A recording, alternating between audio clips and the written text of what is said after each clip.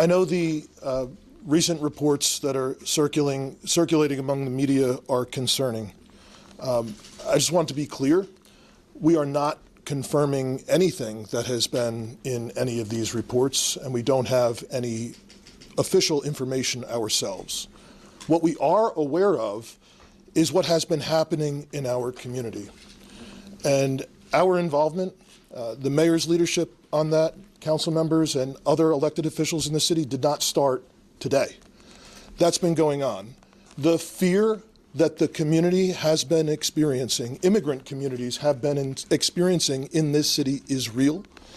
I have been meeting with pastors, imams, business owners that are having a real impact in our city. People are afraid to go to church. They're afraid to go to worship. They're not spending money at a lot of our immigrant businesses in the city. And from a public safety perspective, the fear of people to cause the police is something that to call the police in a time of need is something that harms everyone. We don't need that. If people are able to prey on certain people in our community, to victimize them, to rob them, because they think those folks are less likely to call the police, that makes everyone in the city less safe. It does absolutely nothing for public safety. So I just need to be clear, as our mayor has stated, the Minneapolis Police Department does not work with federal law enforcement for the purpose of conducting immigration enforcement. We don't provide information to federal immigration authorities. We don't ask people about their immigration status. Our mission is clear: to protect life, to uphold the law, and to maintain safety for all people in our communities. Over the last 24 hours, I have addressed every roll call in this city, from last night into this morning. Not because of these news reports, but because I have been concerned. Both over the weekend, we've been getting reports, increased reports of immigration-related activity from members in our community. We can't verify that, but we know people in the community are heightened, and we also know that there have been incidents more recently, two very recently in St. Paul, around immigration enforcement. So our objective is straightforward as a police department.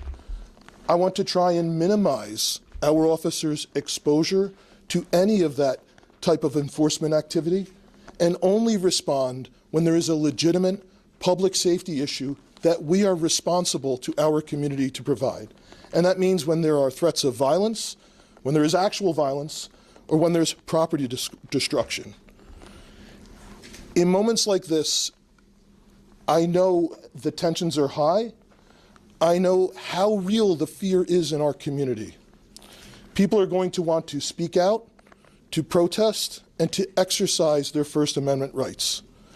Those are the rights of everyone in our community. And I want to be clear that we will absolutely defend people's rights to do just that. I also ask that if demonstrations do happen around any type of immigration raid, that they remain nonviolent, so that we can keep everyone in our community safe, so that we minimize the risk of any tragedy happening, or the immigrant communities that are already suffering to suffer that much more if there is destruction in our neighborhoods. Our officers are committed to serving a diverse city. Mayor, a council member referenced, we have many officers who themselves are immigrants, and many of us are deeply connected to the immigrant community in our city. With that, we are also working around revisions to our immigration enforcement policy. That has been in the works for weeks. We've obtained feedback from community and community-based organizations, and we will be issuing additional guidance this week to our officers